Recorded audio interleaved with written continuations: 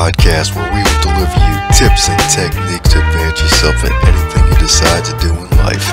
I'm your host, Dom Brightman, and every Thursday I will be delivering inspirational and informational content with interviews with various authors, especially self-published ones. Be sure to check out my book on Amazon.com called Going North. And now we'll be getting into our interview.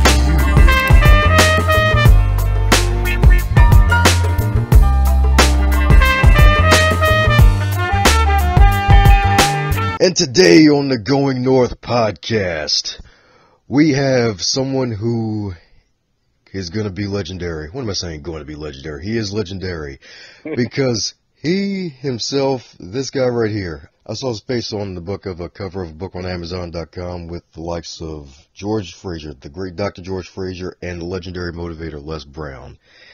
And then little did I know that I was going to get the book the following month, and then only 6 months later, to meet the man in person.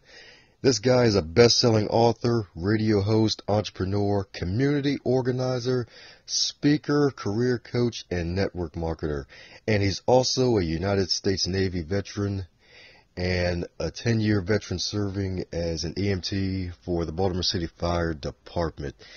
And who is this legendary person I'm talking about? This guy has read over 100 books. 100 books for 11 years since he was 19. So you can tell this guy has lots and lots of knowledge. He is none other than the success scholar, not a success scholar, the success scholar, Haki Shakur Ammi. How are you today, sir? Man, thank you, man. I'm going to have to take you on the road with me. I appreciate this introduction. Yes, Haki Shakur Ammi, the success scholar. I'm ready to go, man. Good show you're doing. And keep up the good work. You're doing amazing things yourself, so looking forward to much of your continued success in every level. So thank you. Oh, my pleasure indeed. So this obviously isn't your first show. Right. This obviously is your first show, obviously, with all of your accomplishments and everything, and just getting out there and just not only reading the books, but also writing your own as well. So what led to finally writing your own book after reading hundreds of other books?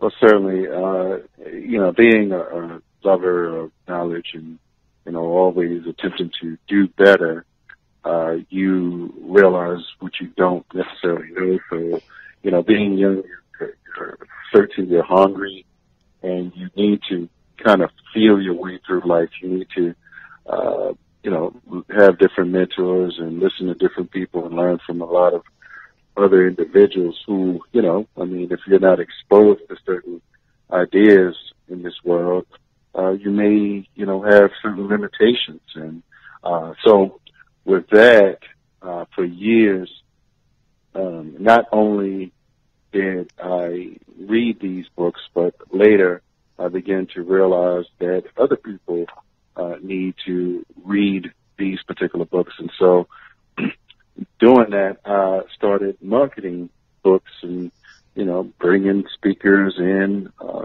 selective books, not like any and everything, but books that I felt through my feeling out and going through these hundreds of books, I had to think about what do, the average person absolutely need. What do they really need? Not trying to have anyone duplicate what I've done, because I don't feel that it's necessary to be a well-rounded human and person to read that broadly in life. But there are certain books that I felt were valuable. So with that, I took my books on the road, and I would set up at different events and sell different books.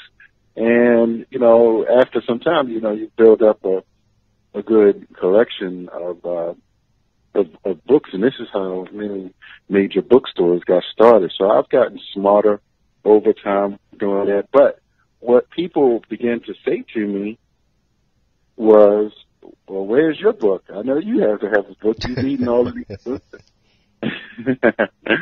And so I absolutely knew that it was coming. I knew that, one day I would do something with my name on it, and so had the opportunity to make it happen. So I just jumped in there and, took advantage of an opportunity. That's awesome. That's awesome. It's always great when you see opportunity and you actually strike and make it happen. Great. Yeah. And so some years ago, I went to the Power Network conference, and you mentioned Dr. George Fraser. Well, he's now bringing that conference actually to the DMV. For those who are outside of DMV, that's the District of Columbia, Maryland, and Virginia.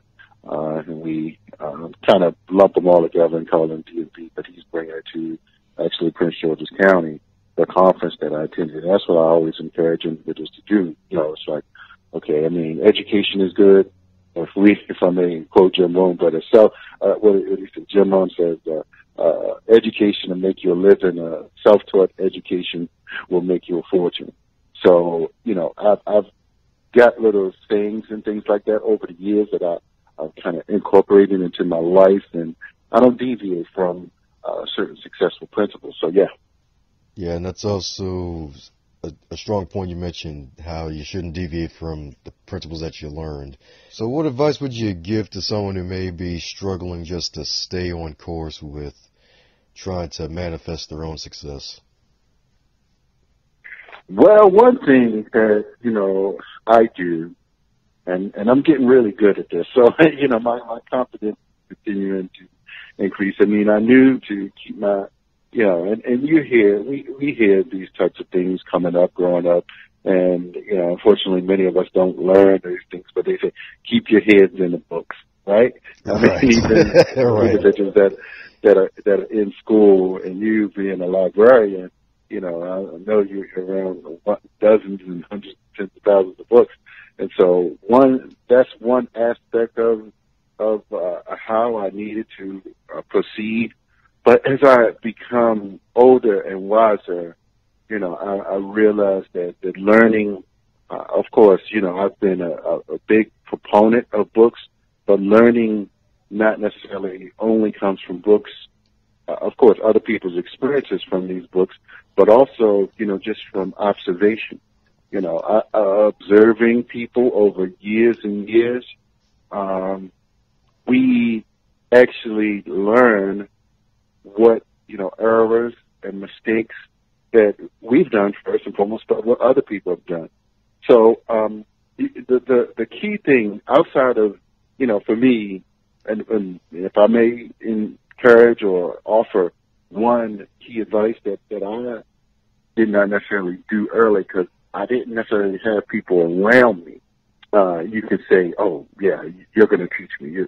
You're my person that I want to be like." I didn't really understand the value, if you will, someone taking you over the landmines that unfortunately you may not be experienced enough. That's another word.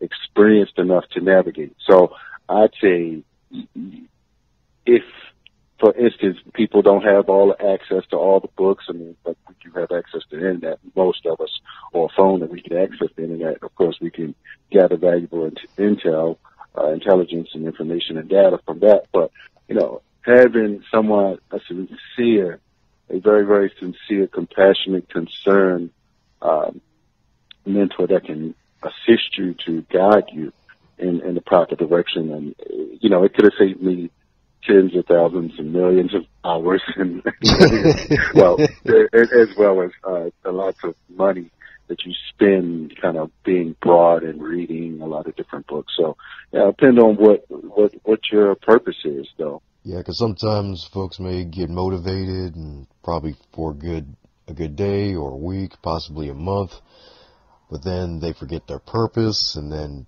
they're left just feeling a bit desolate almost and lost, and then maybe even worse when they got motivated. So it happens to the best of us. Everybody, we always believe that we deserve more in life, or we could have a better quality of life. But, there's always someone that in this world that's doing like worse than you, and sometimes you have to count your blessings and know that wherever you are, for instance, you always can get better. You just have to put your time, you have to prioritize your time in terms of your activity. What are you doing every second, every minute? How focused are you?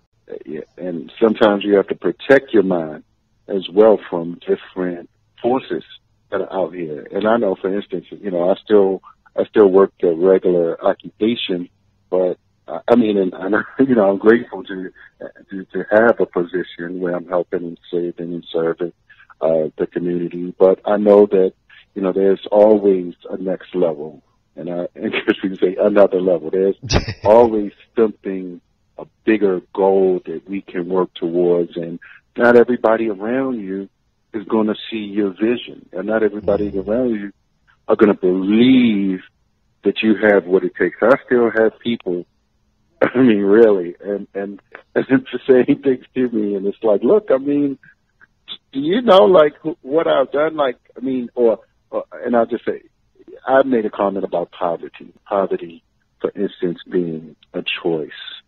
Now, it's not to discredit but I believe sincerely that, and I was speaking of peers and people that kind of grew up like me or something. I wasn't talking about people who live in, for instance, third world countries with absolute poverty. I believe sincerely that they're certainly smart enough and wise enough and experienced, and I know history enough to know that there are historic factors that have determined individuals' life expectancy. We have to take a grown-up approach to life and existence, and feel that we're deserving of something, and work toward that something, that goal, and overcoming poverty certainly should be top priority on many of our lists, particularly those who didn't have.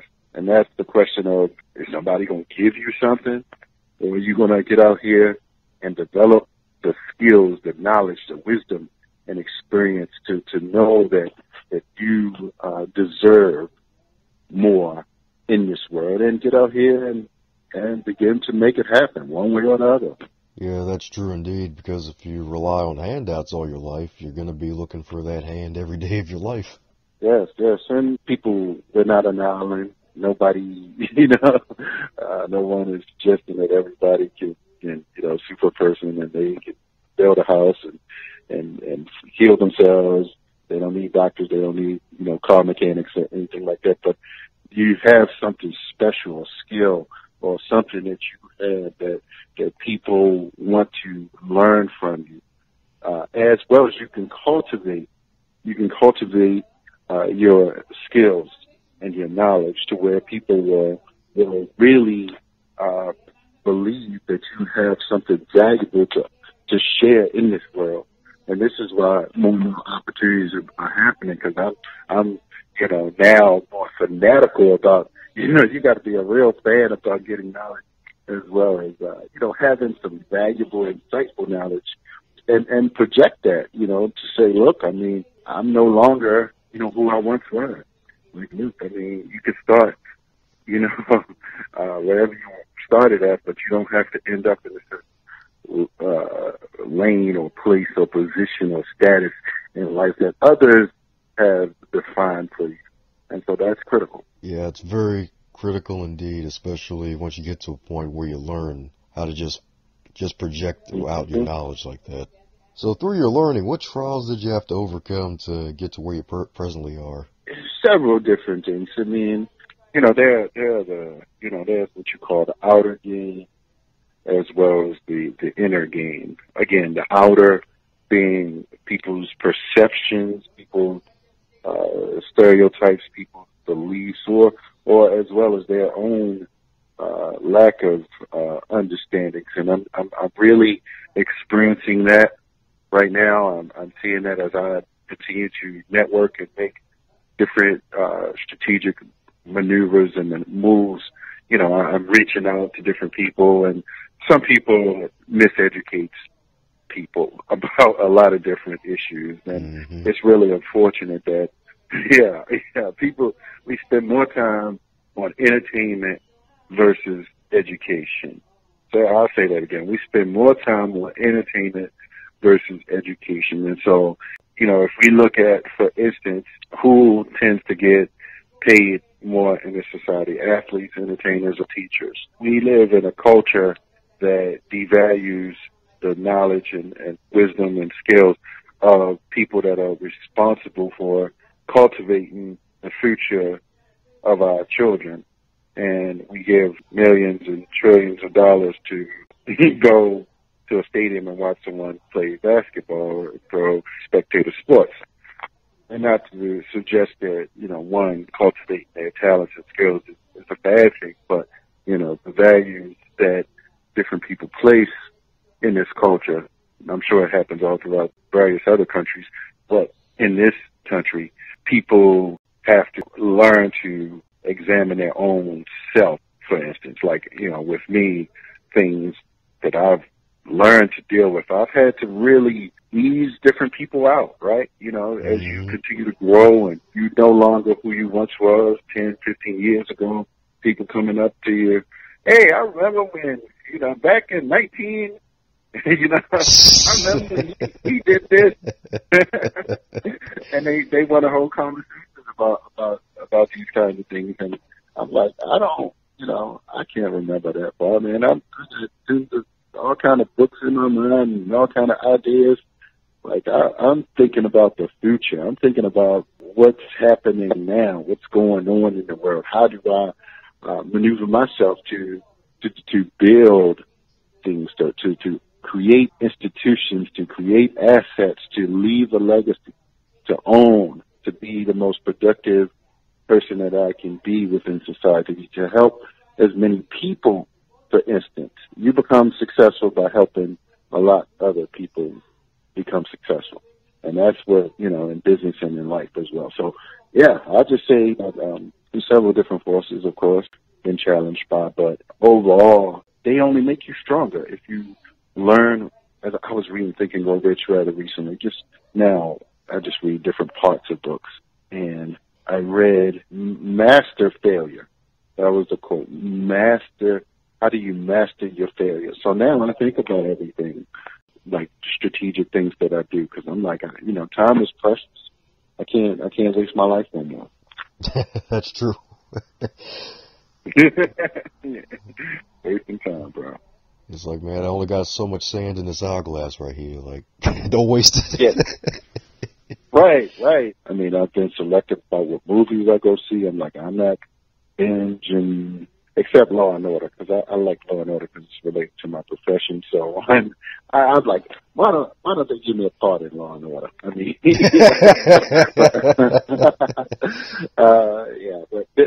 but you got to think about stuff like that. Like, I mean, okay, you like certain things, but I started watching that to learn about different things, because I want to write different stories, different type of stories eventually, and do different types of films. So I'm always looking, for instance, how different series actually get a following. So I'm really, outside of teaching and motivating and inspiring, really kind of have been positioning myself around different films and really people in the industry like that. Smart man right there. Yeah. Yeah, because, I mean, as much as you educate yourself, you always got to have at least save a percentage, at least a good 5% for yourself, at least in terms of entertainment. It can't just be right. all the time. Yeah. And we have to, it's really a delicate balance, fair and balanced, because again, some types of entertainment in this country, it can be kind of destructive to your mind. People say, it depends upon where you grow up and things of that nature. There are some really bad habits that are out here, and, we have to ask ourselves, like, okay, how committed are we? And this is when sometimes when you're thinking Grow Rich mind, like that focus, determination, that sense of urgency, I mean, and I've been through several network marketing trainings. I mean, I made some real hard charges. I mean, that they live for doing things. Now, I'm not one. You got people out here that sleep is overrated. They do this kind of things. I'm like, okay, well, since I'm a anatomy and physiology guy, I have a medical background, I have studied the studies about sleep deprivation, and so I'm thinking with my little analytical, scientific, health, medical professional. It's like, okay, you might not be going too far with that. I mean, I know that people taking these super healthy herbal bars and multivitamins and alkaline water, and they just feel so super good. But like, we need some sleep in this world. Let's get real about Definitely. this stuff. And that's where again, balancing out one's health and physical activity to what the best our body can do, but also our consumption and our nutrition as well have to come into that place. So that's what when I think about entertainment. Some folks, they like, the party don't start till 1 a.m. Like they being entertained. They going. So it's just like, okay, well, how do we have a health type of entertainment? Like, so yeah, bro.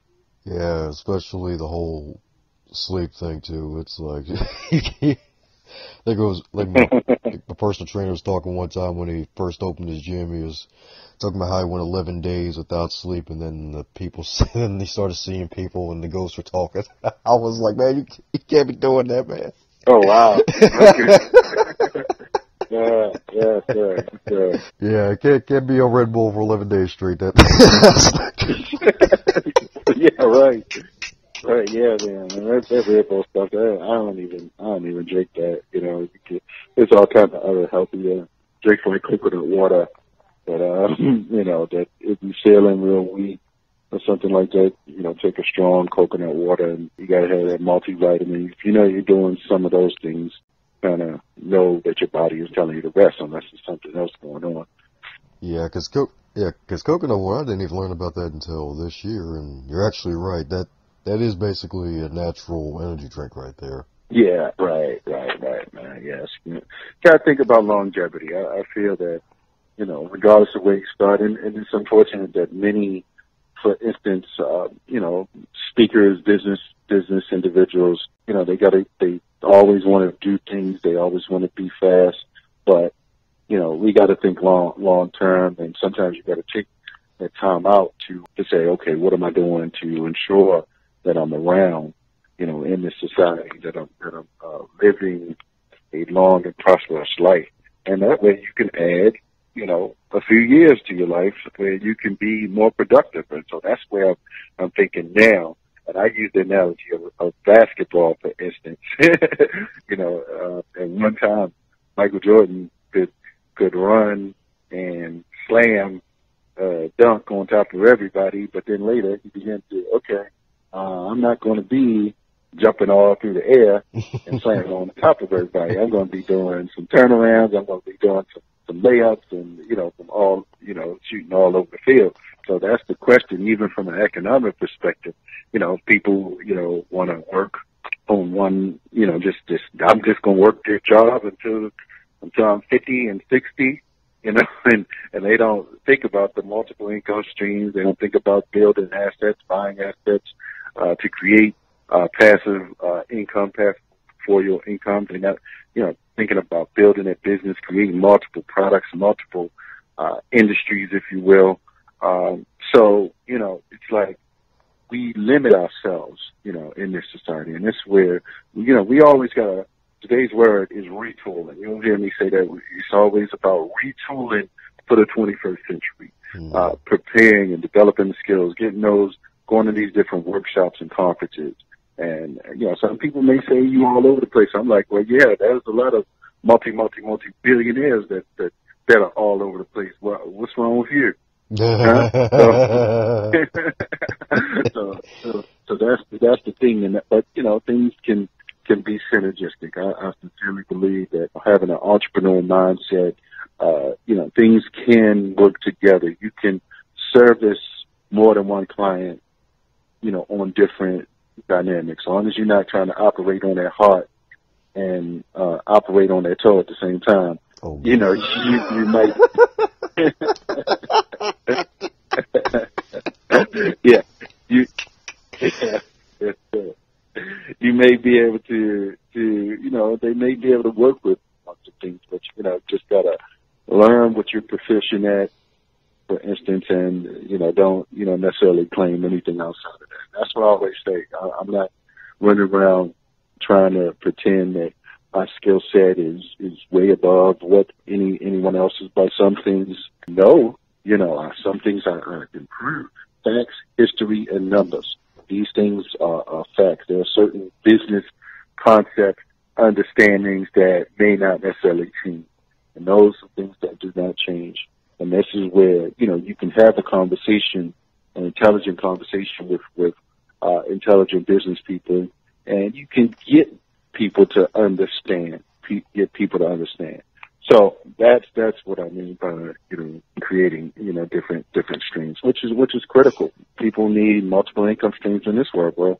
Yeah, it's true, and what you said earlier about billionaires is true as well. Because I remember, I think it was Mark Cuban is talking about how work-life balance is overrated. It's not really balanced, because you have so many darn streams of income that you're trying to maintain, and then how are you going to really maintain it all, especially with a family, just trying to remain a billionaire? Because billionaires, they have mastered sales among other things, and they didn't just do all one thing.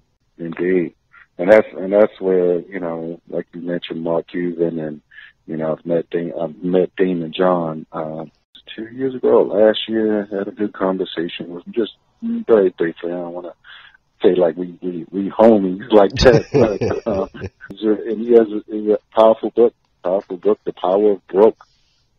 Understanding that that many people can activate that. Many people act, and this is what I firmly believe, that sincerely I walk around and I'm just like Damon John, and this is what you call benchmark in business. When you can look at people's background, where they were, and you can say, wow, that person achieved that level, and they kind of had the same upbringing as me. And I'll just give you an example of that, and how I like Mike Roberts, who's like, people have estimated his net worth for hundreds of millions of dollars, anywhere $700 million. Mike Roberts, I've met him at the Power Networking Conference that Dr. George Frazier attends, and he wrote a book called Talking About Actionaire. That's his slogan, taking action, being an actionaire. And I didn't know this until a little later, but his father was a postal worker for 39 years, and my father was a postal worker for 37 years, right? Right. And, and I'm just like, oh, darn, what happened to me?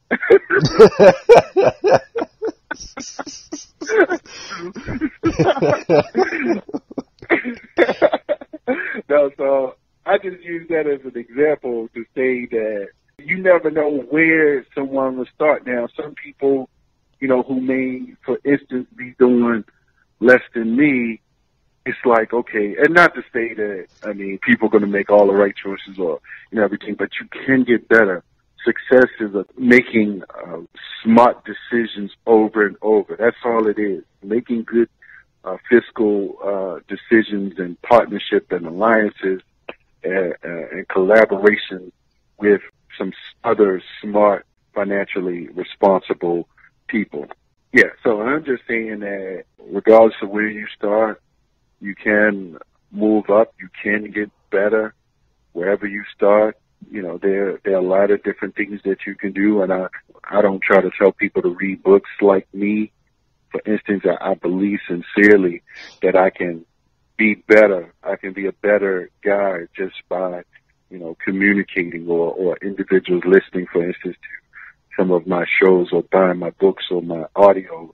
I feel that individuals or inviting me, setting something up where I'm able to speak, because I got a bad PowerPoint presentation that Matter of fact, I got 2 or 3 of them, but, one I've recently have been working on. I'm like, man, this is like, for real. I mean, some multi-millionaires would appreciate this.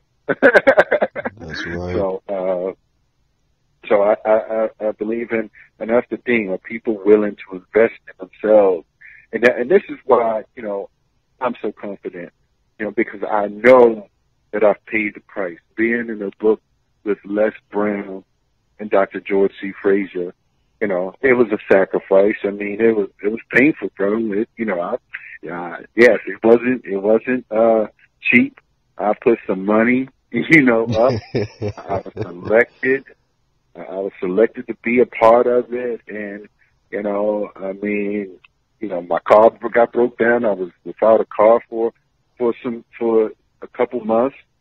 No, I don't think it was a couple months. Just maybe a couple weeks or something. I don't know. But my car the engine was going up, but I was like, I need to pay for this car. I need to pay for this book by any means. I don't care whatever else going on. I knew that once I do this will be the catalyst. I mean, I could write a book by myself, of course, and put it out, but will people take me seriously? Mm. And you know what, honestly, people may not still take me seriously, but I know that once I continue to move, because it's not just about a book. I got to always encourage you. Yes, it's good to have a book, and you have an awesome book as well, bro.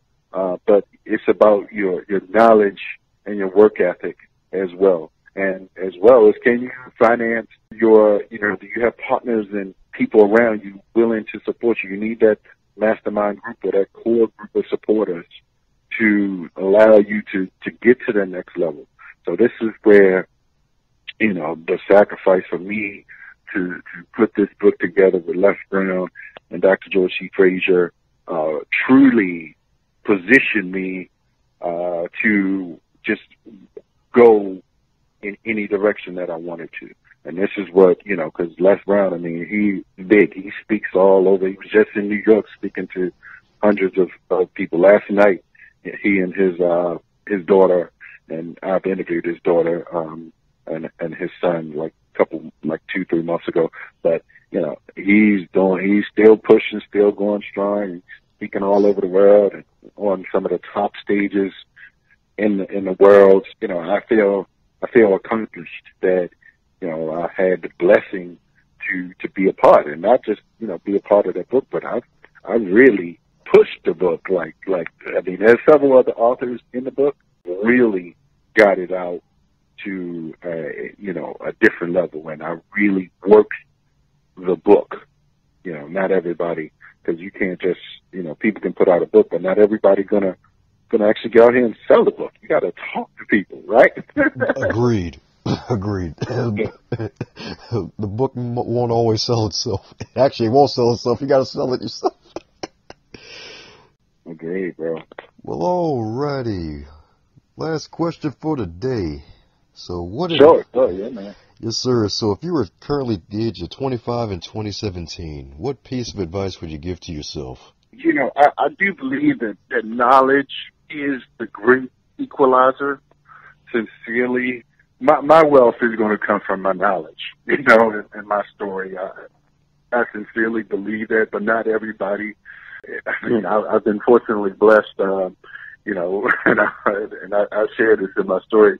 And while I was in the Navy, I had a lot of time. I mean, what do they call standby to standby? So you kind of have a lot of time in the Navy, and you're just sitting around a lot of time. But I didn't waste time there. I spent a lot of my time, reading several different, pieces of literature, a day, 3 books a week sometimes. So really I put in a lot of time studying not just the occupation within the Navy, but even within the fire service, for instance. Fire. Sometimes you ride past the fire station, you see individuals just sitting outside, kicking back, doing whatever, but they're not like working a whole lot. So I don't spend, when I'm, and I'm really not as active as I was, but working per se. But I spend my time reading, and studying, you know.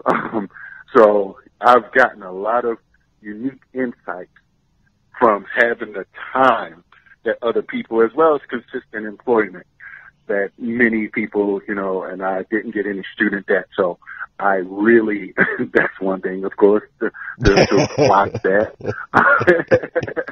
Yeah, for sure. So my success is going to be a little different than many other people. And I think some people, you know, they don't know what to think about me. It's like, man, you're all over the place. Like, that's what happens when you read 100 books a year for 11 years. You might, you know, I mean, long as you don't see me with no funny looking hat and, you know, walking around and no yellow helmets and getting off the special bus. Just know that I'm okay. I'm doing good. You know, that's what you need to think. But I realize, you know, my success is going to come different, but, you know, something, just financial education, sincerely. I mean, and I got some of it early. Like, again, I got some of it early, but I wish, sincerely, I mean, I made some major, you know, errors, you know, spending $2,000 here, $3,000 here, that, sincerely, I wish that I would have been a better judge of, resources and appreciate my money, appreciate the value of money, and don't let it just go willy-nilly. If you got it, you can spend it. You know, you have to think critically about what's the best, how far this dollar is going to go. And sometimes, again, it's going to take either experience or it's going to take someone, you know, actually teaching you, because you're not going to read certain things in the book like what I've been able to experience, and now that I know, you know, how to get better. So I'd say, again, find, you know, a very wise, experienced mentor that is well-read, always, that someone is still hungry. Because some people out here, they are content. You know, they've made their hundreds of thousands or whatever, and they're not hungry no more. Right? Mm-hmm. But you need individuals that are still hungry, still reading, still in the trenches, still showing up at conferences, that's learning from different people, that's gathering the right intel to go to the next level. So I'll say, again, financial education as well as experience. And that's actually what Robert Kiyosaki said. So I'm in the right category. And for those who want to stay in the right category and keep in touch with you, how can they get in contact with the Success Scholar? Certainly. Well, I'll just give out my phone number, 410-209-9687. Again, 410-209-9687. Success Scholar Haki, Haki, Success Scholar, Haki.com is my website. Of course, shout out to the Black Speakers Networks as well as Toastmasters. Several individuals, Brian Oaks and Sister Pearl and Brother Dunn, Morgan State Toastmasters. So they're all some amazing group of young men and women, and they're doing an awesome job, and you yourself as well. So look, I'm here, I'm in Baltimore as well as Bowie, in between the DMV, making things happen and going to another level. So thank you again, bro. My pleasure. Oh, yes. And don't forget the book, Mission Unstoppable, Extraordinary Stories of Failure's Blessings. My man, Haki Shakur Ammi, is on the cover with Dr. Les Brown and Dr. George C. Frazier. Go ahead and find the time to pick up 50 copies of that book and give them out to people. Yeah. Indeed. Thanks a bunch for your tuning ears on the Going North podcast. I hope you enjoyed that episode. Be sure to, once again, check out my book, Going North, on Amazon.com and CreateSpace.com. And if you'd like, feel free to follow me on social media at Twitter, Facebook, and Instagram, all at Dom Brightman, YouTube at Dom Brightman. And if you want to connect on LinkedIn as well, I am there at Dom Brightman as well. Go out there and make the rest